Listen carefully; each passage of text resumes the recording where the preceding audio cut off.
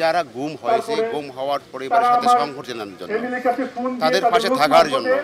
তো আমি জানি যে আমি 5 বছর 3 মাস যে আমাকে গুম করে রাখা হয়েছিল, আমি 5 বছর 3 মাস যে আলো বাতাস দুনিয়া থেকে সম্পূর্ণ বিচ্ছিন্ন অবস্থায় ছিলাম। এই কষ্টটা আমি জানি যে একজন গুম হওয়া ব্যক্তি তার কীভাবে দিনের পর দিন মাসের পর মাস কত কষ্ট নিয়ে শুধু শ্বাস প্রশ্বাস নিয়েই সে বেঁচে থাকে।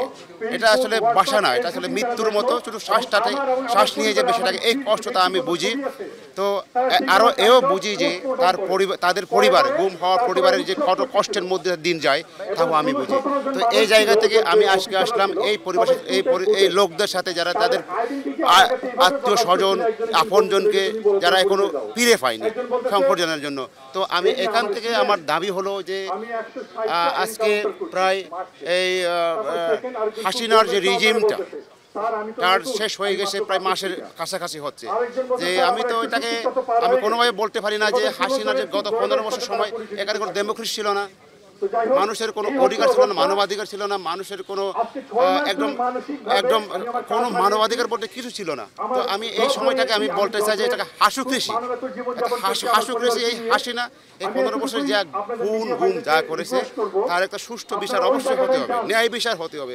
যদি বিচার হলে হবে না, এই বিচার যদি যতক্ষণ সময় লাগে ততক্ষণ, যদি সেটা লং টাইমের সময় লাগে, লম্বা সময়, তা অবশ্যই সেটা বলবো, আমি সাপোর্ট করবো। যদি এটা আমি চাই না যে হাসিনার কালকের মধ্যে বিচার হোক, কালকের মধ্যে বিচার হোক। হাসিনা সহ যারা এই অপরাধের সাথে যারা জড়িত তাদের বিচার হতে হবে, ন্যায় বিচার, শুধু বিচার না, ইমিডিয়েট বিচার বা যে কি বলে যে একদম দ্রুত বিচার, এটা আমি বলতে চাই না।